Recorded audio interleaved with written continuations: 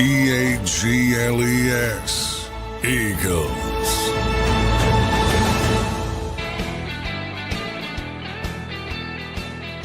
Welcome in, everybody, to a Tuesday edition of Birds 365 here on JAKIB Sports. I'm your host, Zander Krause, joined by John McMullen, the number one Eagles beat reporter in town. Give him a follow on X at JF McMullen. Give me a follow at Real Zander. It's with a Z, at Real Zander. Thanks, everybody, for checking in this morning. Got a quick turnaround week this week on Birds 365 as the Eagles are preparing for another NFC opponent, and this time a much more meaningful game, which could potentially determine the NFC East, or at least play a big part in that. Johnny Mac, how you doing on this Tuesday morning, my man? Doing well. Yeah, short week. Kind of glad, as I mentioned, like to turn the page quickly off a pretty meaningless game. So I think we could do that pretty quickly. And important game. What more? I don't like it being on a Thursday. I talked about that. I just think it's, I asked Nick Sirianni that yesterday about the game prep and how things change from a normal week. And, this is a big game, and it'd be nice to see these two teams with a full week to prepare, but you don't get to see that. They both have the same hurdles, so it's not going to affect one or the other, but it'd be nice to see it in a more traditional environment, and have the Cowboys-Eagles nonsense on Thursday night, kind of flip it. But you got to do what you got to do, and they'll do their best to prepare. I'm sure Washington is feeling the same way. And we'll see how it shakes out. But, one thing, I think one of the underreported stories of the Eagles so far in their good start is health, man. Yeah. Every week they're healthier than their opponent. And the same holds true. And I know some people saw the estimated injury report, and it's an estimation. Nobody's practicing this week. Right. The Eagles aren't practicing. They'll have a walkthrough today at 4 p.m, but full practices, you can't. So, Nakobe Dean, Dallas Goedert, Darius Slay, Devonta Smith were the players that were estimated as not participating. And we'll get a clearer picture today on what's real and what isn't. I remind you of last week during the Wednesday injury report, a bunch of people are on there. And then Thursday, everybody was practicing. So it was just managing people through the week. And we'll see what that looks like on the short week. The best news is Jordan Mailata. They open his practice window, and Nick is rarely, above board with injuries, and says, hey, if he's ready to go, he's going to play. And that's a little bit of a surprise to me because, again, you don't practice this week, so he's not going to get a chance to practice after being out a month. And you have the mini bye, and you would think from a logical standpoint, well, let's give him the extra couple days, plus you get a full practice next week, and he returns against the Rams, who, by the way, looked awful last night. If anybody saw that game. So that's not looking as daunting. A week-to-week league, though, and who knows where they are at that point. But the health overall, compared to their opposition over the last couple of weeks, has been pretty good. And Washington's estimated injury report, was much more significant. 1, 2, 3, 4, 5, 6, 7, 8, 9, 10, 11, 12 people on it. So Marshawn Lattimore, which was a big acquisition, he didn't practice because of a hamstring. Their kicker's not practicing because of a hip injury. And a bunch of guys are limited, bunch of key guys. Brian Robinson, their running back, is hamstring. And Andrew Wiley, who's one of their tackles. You might remember him from Super Bowl fame with the Chiefs. He's dealing with a shoulder. Brandon Coleman's another offensive lineman's dealing with a shoulder. Cornelius Lucas, an ankle. So they're banged up, more banged up than the Eagles. Yeah, man. It's a good point by you. We haven't talked about it much, but we're going into week 11 here. And if assuming Jordan Mailata is back for a second, which it does seem like he's going to be, the whole team is healthy. Is there anybody out? Well, we got to see. I mean, the Dallas Goddard. Please don't tweet me with he's made of glass. I'm just going to mute you. I'm telling you that right now. So he didn't practice with an ankle, nothing to do with his original hamstring injury where he missed the 3 games. Nakobe Dean didn't practice. Again, this is all an estimation with a groin. Slay, ankle, again, not the knee. This is a new injury. Ankle, Devonta Smith with a hamstring. Now, Devonta was one of those guys. He was dealing with that last week. He was one of those guys who didn't practice on Wednesday and he was back by Thursday. So they're just trying to manage him. So hopefully nothing serious from his standpoint. But the other guys, that's all new. That's all coming out of the game. So you have to see if any of those injuries are somewhat serious. And remember, I mean, you're going Sunday to Thursday. It's not like Sunday to Sunday. Right. So a lot of guys weren't ready by Thursday, but they're ready by Sunday. That might not be the case this week. Yeah, we'll see. I think it's advantage Eagles here. Clearly, when you talk about the off the football field stuff, obviously both have a short week with Sunday games. But as our man Kenny P in the chat points out, Washington had a very physical opponent on Sunday in the Pittsburgh Steelers. Eagles kind of were able to, I don't want to say skate by, but basically skate by the Cowboys. They skated by, you can say. Advantage Eagles there, Johnny Mac. I mean, coming into a Thursday game, you hear people talk about the Dan Campbell hangover a lot, where Detroit's such a physical team. It's hard to play the next week after you play them. I think there could be a little bit of that here this Thursday night. More what the Eagles want. I mean, everything fell exactly like the Eagles wanted. They blew them out. They got to rest their starters. But, you know, the one, Nakobe, if people notice from the snap counts, Oren Burks was in a little bit earlier than the rest of the backups, and that was for Nakobe with the groin injury. So that's the one I'll have a keen eye on today. And Oren would be the starter if Nakobe is not ready to go. So we'll see how that shakes out today. But very difficult to get back on a short week if there's anything of any significance. So there are a couple issues. But again, overall, and there have been a couple issues overall, most notably A.J. Brown. This team is 6-0 with A.J. Brown. Yep. He missed 3 games. Jordan obviously has been on injured reserve for 4 games. Dallas missed 3 games. There's been injuries, but not nothing season altering. Exactly. And that, hasn't been the case for a lot of other teams. No doubt, and that should be an advantage for the Eagles this Thursday night. John, you spoke with Nick Sirianni yesterday. You're set to speak to Jalen Hurts a little bit today, and I believe the coordinators today, correct? Yeah, Vic and Kellen today. Anything you took away from what Nick had to say yesterday, and then just set the stage on what's going on today? I know you mentioned it's a walkthrough down at NovaCare Complex today.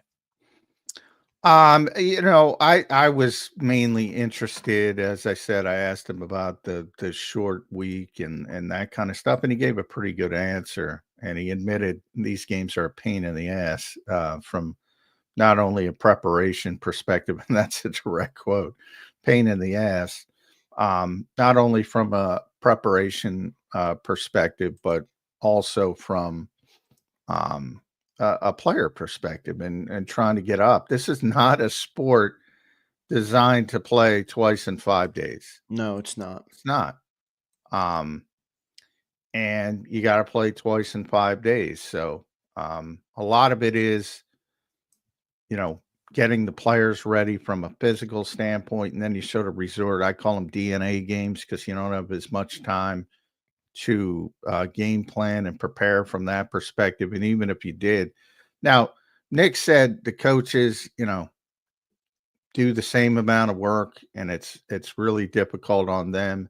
But that might even be the case. But the point is, you don't have the time to impart it to the players. So you have to sort of scale back to what you are. So, And that's why I say, to me, it's disappointing that these two teams don't have a full week of preparation, because then you have the full game planning experience where they're actually trying to target where they want to target on a particular team. And you get a better feel for what the teams are and where they are and what's going on. In this instance, it's about the Eagles will default to what they do well. Washington will default to what they do well. And it's sort of that DNA game, as opposed to being really specialized Right. to your opponent. I think that's the difference with all Thursday games, not just this game, all Thursday games. That's how everyone kind of handles it. And I think that'll be the case here. You just don't have the time. I mean, think about it. Thursday to Sunday, that's a significant amount of time when it Yeah. comes to, typically on a typical Sunday week, Thursday is the biggest practice of the week this time of year. Right. I mean, we've already seen several times this year where the injury report changes from Thursday to Friday or even Friday to Saturday. Well, Wednesday's, the big one, and that's where they manage guys. And then Thursday, and they scaled back to a glorified walkthrough on Wednesday. We'll see if that continues. They do that every year. This is a little bit early, but they did it last week. And that'll certainly show up later in the season. Thursday becomes the biggest practice day of the week. Practice on Friday. You have walkthrough on Saturday, situational meetings on Saturday, and then you play the game on Sunday. All of that's gone. Thursday, Friday, Saturday, it's all gone. There's no way you can impart all that information to the players who are in Washington, and this would set Jody off, our old buddy Jody McDonald. They did have a walkthrough on Monday, which the Eagles don't. They never will, and they don't. I mean, they just played on Sunday. They're having a walkthrough on Monday. It's absurd. But again, each team has the same hurdles they have to overcome, and Washington has to travel, at least for their perspective. It's not a long trip, obviously. But, Nick has mentioned, hey, on these games, it's always better to be home. So that's an advantage too. And the biggest advantage, look, Washington's maybe the best story in the NFL this season, considering where they've been, but the Eagles are still better. Agreed. The Eagles are a better football team. So, but they're dangerous. They're dangerous. And the Eagles haven't seen a dangerous team since Cincinnati, or a team that, could probably, if they played well, could probably give them a game.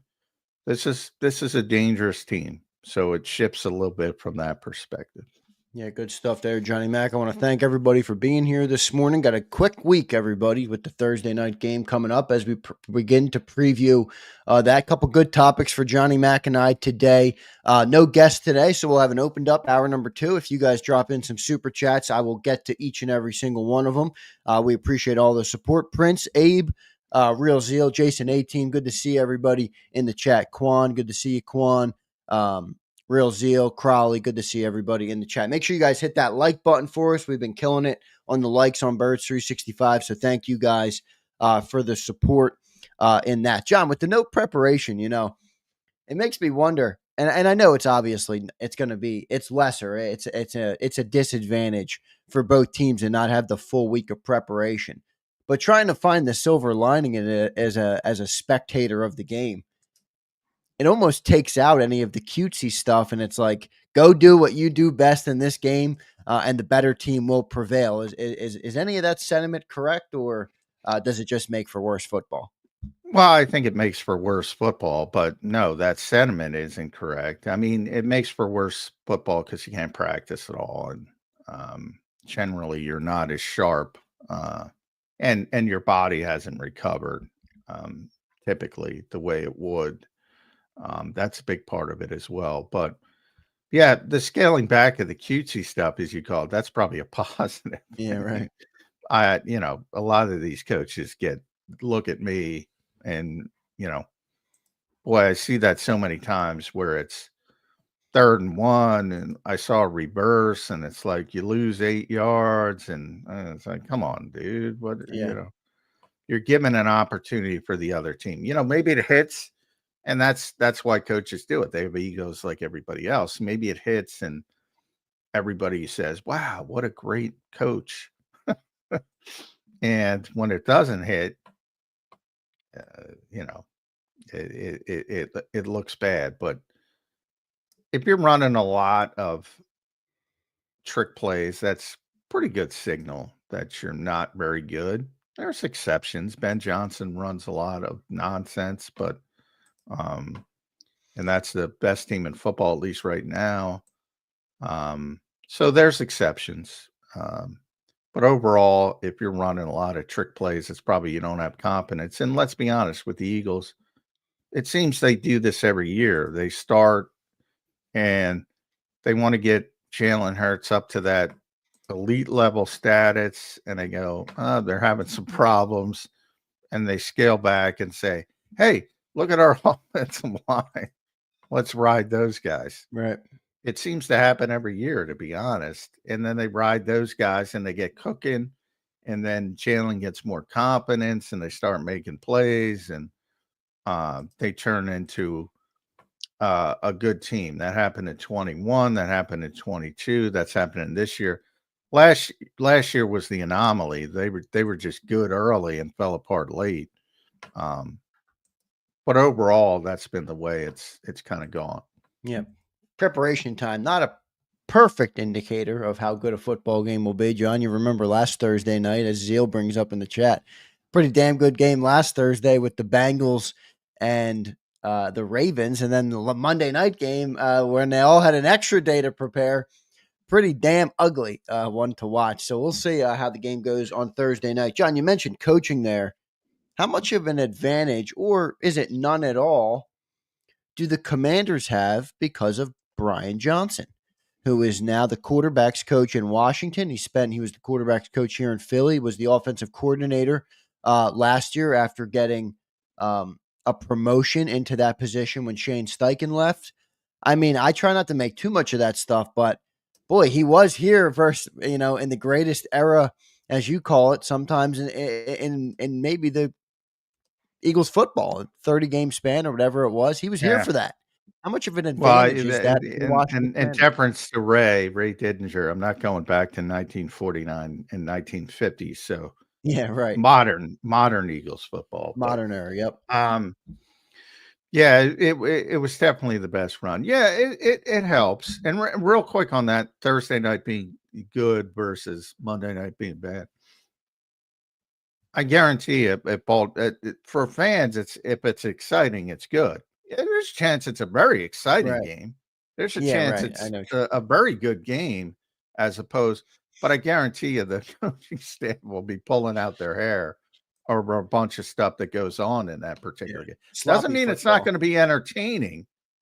It means it's probably going to be, not up to the standards of either team because of the lack of preparation. But anytime it's 4-31, fans get excited. So that's a different conversation. But getting back to Brian Johnson, yeah, I mean, he knows Jalen Hurts better than just about anybody. So it's somewhat of an advantage, but teams change every year. The Eagles went through this with Kellen Moore. I would love to tell you that Kellen Moore going back to Dallas, and he knows Mike McCarthy so well, and he knows that organization so well, was a huge advantage for the Eagles. But really, they just, the Cowboys stink and the Eagles were Yeah.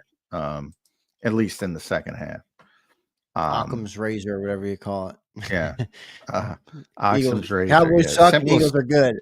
Yeah. Simplest explanation is usually the right one. Um, and that's the case there. But yeah, Brian knows Jalen Hurts, everything about Jalen Hurts, what he does well, what he does poorly. But again, do you have time to impart that to your team? Look, everybody wants to, and then you got to execute it. Everybody wants to flush Jalen left and force him to throw against his body. or you want to keep them in the pocket and force them to climb the pocket or try to climb the pocket. Um, and but it's easier said than done. And Brian knows those weaknesses. And, you know, it's all dependent on Dan Quinn and the defense. How much like here, to be perfectly honest, we asked, hey, Beck, are you going to tap into Kellen more this week? And, for the Cowboys knowledge. And Vic was like, what, maybe a little bit. Maybe if he sees him in the hallway, but he's got all the tape he needs. AKA, So yeah, no, he's not. Well, I didn't say it, but that's probably no. I think people have heard enough of Vic now that he's pretty confident in himself, and he so I do. Yeah, most of that stuff is overrated, but I would say that Brian knows Jalen as well as anybody, and I'm sure Dan Quinn has had a conversation or two with Brian Johnson this week. Well, maybe he hasn't had a chance yet, but he will before the game. Yeah, we'll see how that gives them a slight advantage. I think more so just because it's Jalen specifically. Like it's one thing to coach on a team; it's another thing to be like best friends with the other team's starting quarterback since you guys were young. I don't think they're best be his friends. quarterback coach, Yeah, and then be his, not best friends, but you know what I mean. They're close. They've obviously been talked about as family friends, and then quarterback coach, and then coordinator. It's like, okay, this guy's got the book on Jalen Hurts, whether we like it or not. We'll see if that gives them an advantage in this game. John, we're going to dive deep into this game. Obviously, we still have a couple days until that game. I have a topic I want to ask you about, and it pertains to Devonta Smith. And there's another topic off of it that I want to ask you about as well. But let me just ask you about Devonta Smith for a second. I think we all know how talented and how good of a professional Devonta Smith is, but he's had no 100-yard game yet this year. His high is 87. 2 of the last 4 games, he's had 3 or less targets. The one game he had -2 yards. Last game he had 14 yards. Now, Devonta Smith, I believe, is a true professional, and I'm not insinuating that he is putting up a big stink about this, but you think that's too little? I mean, you think they got to get him more involved? I mean, we talk about this team wanting to be a prolific passing offense. Devonta Smith's a pretty good player, and his numbers are just not jumping off the page at all this year so far. Yeah, I mean, it's definitely an issue, but as Nick kind of pointed out yesterday, there's a danger to looking at, just the game book. It's not a box score, a game book at the end of the game. Again, this was a game where they blew them out. That contributes. He mentioned, everybody's excited about the running game. Well, they've had 3 blowouts, and they say the run-pass ratio, and Nick said it again. If people want to read the transcript, look, these games are skewed because we're ahead, we're running to close the game. So it is good context. They blew out 3 of the last 5 teams. Exactly. So, that's rare in the NFL. But he hasn't been getting the ball enough. And if they got to play 60 minutes against Washington, and I think they probably will, the numbers are going to be better just naturally. They'll probably need to make more plays in the passing game. So the numbers will be better naturally. But if that continues, it's going to be a big problem, but it's not going to continue. And that's sort of like what Nick said. I mean, it's one of those things. Games have personalities. We always say that. And look, they're blowing them out, and they're trying to get out of there. And that limits the numbers from a passing perspective. And they've done that 3 times, which if you go back to the Super Bowl season, they didn't do that. You know, we talked all year about TJ Edwards and Kaiser White never leaving the field because they stayed healthy, which was a huge plus for the Eagles. Again, staying healthy, always a huge plus when you go far in this league. They never left the field because they were healthy. And the Eagles didn't feel comfortable sitting starters. Now they feel they're beating teams so soundly, they feel comfortable. And that's a big thing. That's a big thing. And especially on this week, it's a great thing from the perspective of this is a team that that was the plan. Hopefully we can do this. We can rest a little bit. We can get our starters out a little bit against Dallas. They wouldn't say it publicly, but obviously. And they did. And they took advantage of it. And Washington had to play nip and tuck, fighting to the end, lose 28-27. It's another advantage coming into this week. The Eagles are much more rested from that perspective. We'll see how this game pans out. I'm not worried about Devonta Smith. You know, some people bring up some good points in the chat where it's like,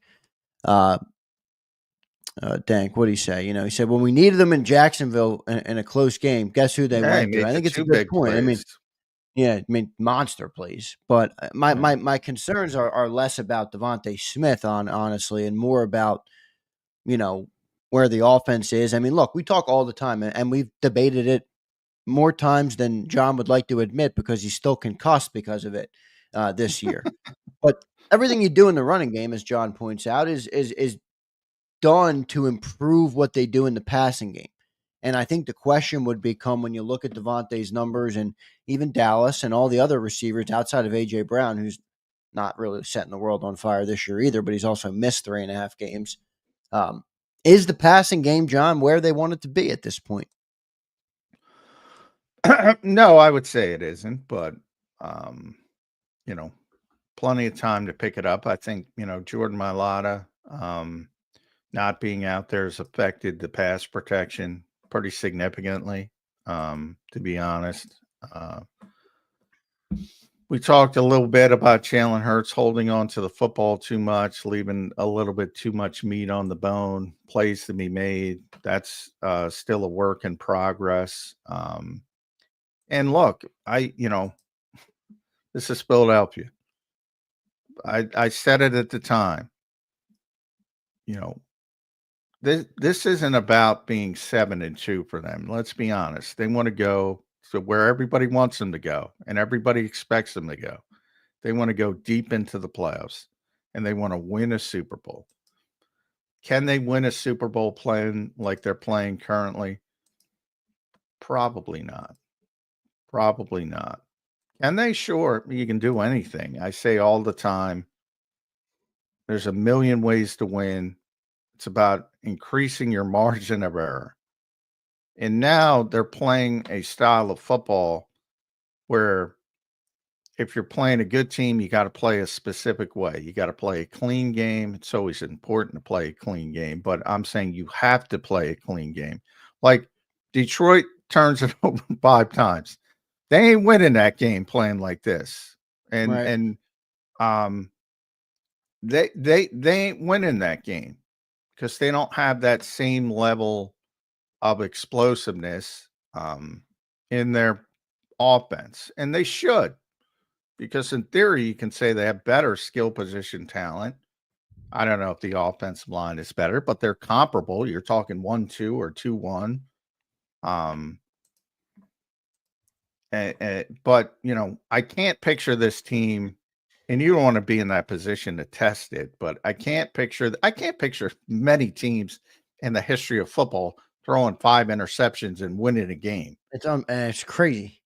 The only team I can think of is the Rams. I bring them up all the time. They did not give a shit about turnover. They're the only team in NFL. They didn't care because they knew they were getting the ball right back and they were going to just overwhelm you. And they did for a short period of time, about 3 years for the most part. But That's it. And it happens, and it doesn't happen very often, but the whole point of it is, and I go back to San Francisco's first Super Bowl run, um, where they played just perfect football. That was the Jimmy Garoppolo team. So, and I can tell you exactly when it happened. The divisional round, just the worst interception you're ever going to see. And Kyle Shanahan unplugged. He let the air out of the tires. He said, I can't trust this guy. And they just said, we're going to run the football. They go on, run the football, destroy Minnesota in that game. It was Eric Kendricks who made the interception. They win the championship. They go in the Super Bowl. They're outplaying Kansas City for the majority of the game. Late in the third quarter, Kansas City scores, bang, bang. They're up 2 score. Game's over. Game is flipping over. It's over. There's such a small margin of error. That's what we're talking about.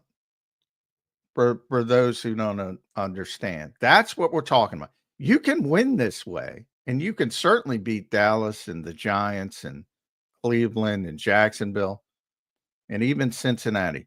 You can win this way, and you can even win a Super Bowl this way. But if one thing goes wrong and you get down 2 scores in the biggest game, and that biggest game can come in the divisional round, it can come in the championship game, it can come. You got to get through all those hurdles. It makes it more difficult. So when you have A.J. Brown, when you have Devonta Smith, when you have Dallas Goedert, when you have even Jahan Dotson, you started to see some of his raw abilities over the past couple of weeks. You should be able to dominate teams both ways. And the Eagles have dominated teams one way, and they haven't dominated teams. Now, there's signs that, as people brought up, Devontae against Jacksonville, at the moment they needed it, and that was a very good sign because Jacksonville was coming back, a couple hinky plays. That's the way the NFL is, blah, blah, blah. And all of a sudden, you got a deep shot to Devontae. You got the great touchdown pass as well. They have all the trappings to do it. But if you're asking me, are they happy with their passing game? I guarantee they're not happy with their passing game right now. Guarantee it. Have you seen enough if they were put in that circumstance that you just laid out? Let's just say it's late in the year, you're down 2 scores in a playoff atmosphere. I mean, you got to think they'd be able to, but I guess they haven't really shown that this year. I know you're a reporter and you're more objective, but what's your level of comfortability for the Birds to be able to come back in a game like that at this point, based on what you've seen so far this year? They're more capable than that San Francisco team because, Jalen Hurts offers a lot more than Jimmy Garoppolo. And he can do things, and you saw it in Dallas when, he kind of got things moving with his ability to move the football in the running game. So he was a big part of it from that perspective. So they're more capable than that. But again, the off-schedule stuff, even the design quarterback runs, it's not going to be a huge part of it. That's more of a situational thing where you take advantage of and it depends on, who's playing well defensively late in the season. But if you're playing a good defensive team like Kansas City and you're down 2 scores, I don't like your chances unless this passing game gets to where it needs to be. And I said it that they did the same thing in 2021. This is, they put a bunch on Jalen Hurts' plate early. His first season as it started too much. He's a far different player, and that's what is somewhat disappointing about it. And they scaled it back in the Detroit game. This is what Lane was talking about. He specifically signaled out the Detroit game in 2021, and that was the game. And they ran like 5-6 straight games, whatever it was, with 175 or more rushing yards. 200, I think, in 4 or 5 of them, over 200. No one has had more 200-yard rushing games since 2021 than the Philadelphia Eagles. And a lot of that's when we started talking about the +1 in the running game. A lot of that translates back to Jalen Hurts. But I said when they did it this time, and when Lane said it, that's not a positive. That's not where they want to be. That's what they said. All right, we got to win some football games after. And by the way, they probably panicked too early because, again, their 2-2 start, their panic start, their bad game in Tampa. As Saquon said it this week, they considered that their preseason. I'm not sure they did because they were way too over the top about it. Yeah. But they should have considered that their preseason. They didn't stink an A.J. Brown for 3 of those games. So you can't say, hey, we're not throwing the ball and you don't have A.J. Brown. Right. And in the Tampa game, obviously, they didn't have A.J. Brown and Devonta Smith and Lane Johnson. So, the panic over that is weird. But, now that they've settled down, now that they know what they have, it's time about sharpening things. Not this week because you got to win the game. But there is a little bit of, hey, we should try to sharpen this up, try to sharpen that up. And with Jordan back, I think they'll feel more comfortable dropping back, which is going to upset people. But if he comes back, when he's coming back, not if he comes back. If he comes back this week or next week against the Rams, he'll be back. But I think at that point they become more comfortable. They can leave their tackles on an island. They don't have to help as much, and hopefully but they can run the football. They've been able to run the football since 2021. They're even better because they have Saquon now, but they can run the football. They're 20th, I think, in passing offense. They don't want to be 20th in passing offense. Yeah, we'll see. I mean, I will say this, add in some context. They do have the most explosive plays, I think, in the NFL. I know they did, but going into the Dallas game, and they had at least one in the Dallas game with a completion to A.J. Brown of 40-plus yards, at least. I think the stat was. I think Johnny Clark put it out there before the game. The big plays haven't been the problem. It's the stuff that's there that intermediate you're not stuff. taking. Yeah. Yeah. The 4th and 3 is the perfect example. I mean, that play is there. And why isn't the trigger pulled? That's what they're trying to find out, trying to fix, And, it's easier said than done. But if they're 6th in total offense, 2nd in rushing offense, 7th in points per game, 7th in 4th down offense, 10th in red zone offense. Those are all numbers they want. The 2 numbers they don't want correlate. They're 20th in passing offense and they're 15th in 3rd down offense. And they're 15th in 3rd down offense because the passing game, that's what typically, if you're 3rd and 7 or more, obviously 9 times out of 10, you're going to throw the ball. Now people can point to the draw that worked against, who was that? Jacksonville. All right, but that's not going to work consistently. Whatever that was, 3rd and 18, 3rd and 19. Yeah, if you're being honest, they're not honest with yourself. They're not where they want to be in the passing game.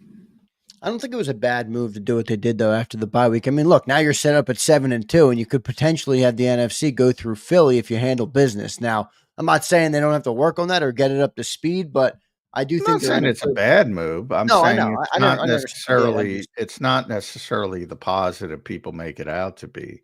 Now, Nick, and that's why he keeps bringing this up. Look, part of even those numbers, as the sample size gets larger, they become more real. But even at this stage, they're skewed a little bit by the fact that they've blown 3 people out. And if those are real games, the passing numbers are up, the running numbers are down. So part of it's that as well. And they've been effective times. I'm focused on one area, and that's it. And that's the football coming out too slow. I really believe that is the difference between this team having the best offense in football and this team having just really good, and then depending on the week. Right. There's too much talent not to have a good offense. And they have a good offense, and they have a top 10 offense. But I pointed out last year they had a top 10 offense. I mean, there's too much talent on this team not to have a top 10 offense.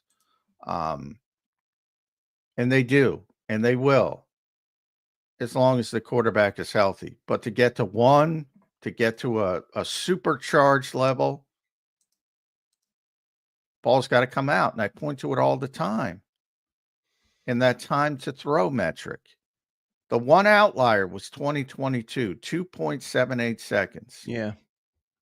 Everything else over 3. This year, league worst 3.11. It's got to come down to the 2.8 area. And then I think you see everything sort of blossom. Now, with that stat, I understand what you're saying, and I do think it's a fair thing. We got to watch that with Jalen Hurts and getting that ball out. But I mentioned it yesterday, John, on the show. Where is the gray area there, in your opinion? Because we talk about how good Jalen is off script and what he can do when a play breaks down, and his ability to escape the pocket and make a play downfield or run. And I'm not looking to turn him into a robot that drops back and throws the ball in 2.7 seconds every time. Where's the gray area there where, you're going to have to factor in that it might be a little later than some quarterbacks because of his ability on the off-schedule offense, but you also can't get carried away and take five sacks because you held onto the ball for 6 seconds. Where's the gray area there in your opinion? Well, yeah, we talked about that yesterday a little bit. The gray area is built in there. Yeah, you don't want to take away his ability. That was his ability taken away in the 2022. Right. No, I mean, he ran for 760 yards and 13 touchdowns. I mean, well, you think anything has to do with it then, with him taking the offense kind of in his hands this year? Not necessarily, because it was this way in 2021 and it was this way in 2023. That's the concern. Like what you're saying, get rid of the football. That's Tua. And if you watched him last night, I mean, Yeah, right. he just gets rid of the football. I don't want him to be that. And there's a happy medium, and I think we've already seen the happy medium, which is 2022. And again, it's just like when something is there, and it's easy to say it because things happen a million miles an hour. But when something is there, like that 4th and 3 play to AJ, and again, it's AJ Brown. It's not Jahan Dotson. It's not Grant Calcaterra. It's AJ Brown. So the trust factor is there. When it's there, take it. I brought up watching some college football. I rarely get to watch college football. Now, those quarterbacks are in a much lesser, developmental stage, and they've dumbed things down to a ludicrous degree in college football. So there was Georgia Ole Miss, who they had a 3rd and goal from the 6-yard line, and the Georgia quarterback read man to man, and they played zone, and the play's over, because he can't change anything. You don't know what to do. And he dumped it off to the back. It was a man beater, but there's 2 guys right there to tackle him before the end zone.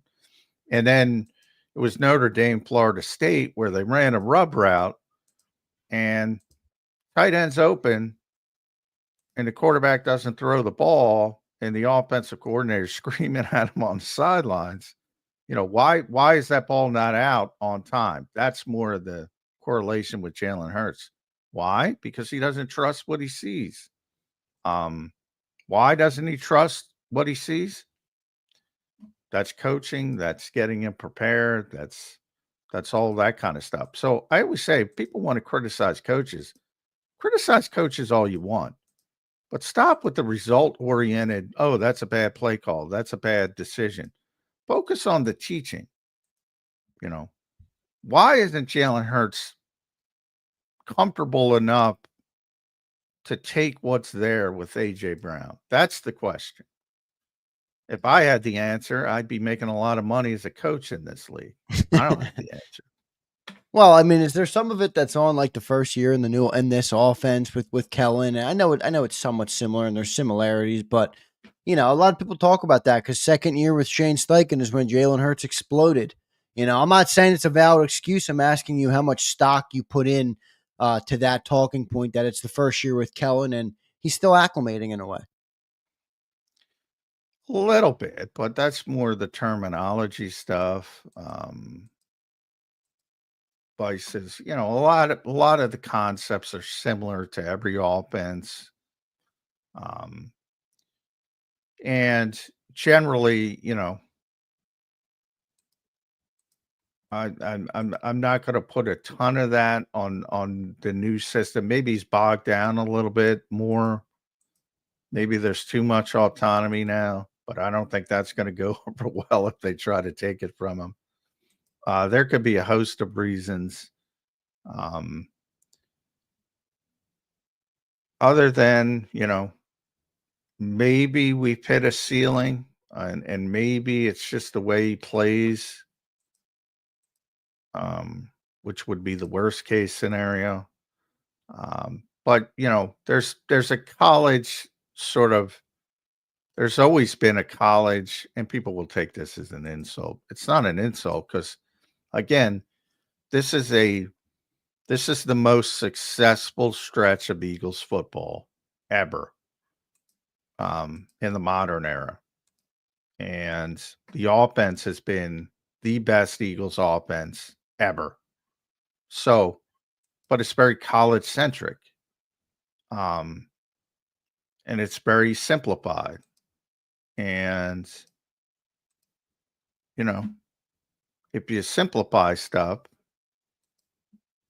you're probably not going to be good at the more complex stuff, which is timing routes and throwing people open and things like that. That's not going to go over well. But hey, it's never bad to tell the truth. Good stuff there, Johnny Mac. Good breakdown here on the offense on this Birds 365 Tuesday. Preparing for a Thursday night game, everybody. A big game, maybe our biggest game of the year to this point. We've had some good games, but none of them have been bigger than this one. At least that's what it feels like to me with the Thursday night game. Commanders sitting at 7-3. Birds are 7-2. Winner of this game could potentially be on the track to win the NFC East, which guarantees you, obviously, a playoff spot. I think both of these teams are playoff teams, but could go a long way this Thursday night game in winning the NFC East. I want to thank everybody for being here this morning. John, the legend, James Carver, has checked back in with us. He has been dealing with a lot of stuff with the leg. So, James, we send our prayers up to you. Hopefully everything is good. It's great to see you back in the chat. I know you've had a lot going on, so thanks for checking back in, brother. Great to see you in the chat from James Carver. Johnny Mac, we got a couple super chats we're going to get to on the other side of the break. Shout out to Miz, shout out to Abe, and shout out to Nosti Beats, the super chats. We're going to get to them when we return, and we're going to continue to talk about this Eagles-Commanders game, Jaden Daniels, how to defend them, what looks to throw at them, how the Birds can defensively play against this team. We'll talk about all that coming up next here on Birds 365. Before I get to the break, let me tell you about the great people at BetUS. Go check them out, everybody. They're one of our exclusive sponsors here on Birds 365, and we thank them for sponsoring the 2-hour show today. You see the promo code on your screen. It's YouTube150. That gives you a 150% sign-up bonus on your very first deposit, and you get 125% on your second and third deposit, and it's all up to $2,000. So deposit less and bet with more at BetUS. Go to betus.com.pa. That's betus.com.pa. Big thanks to them for sponsoring the show. We'll be back in 3 minutes, everybody, on Birds 365.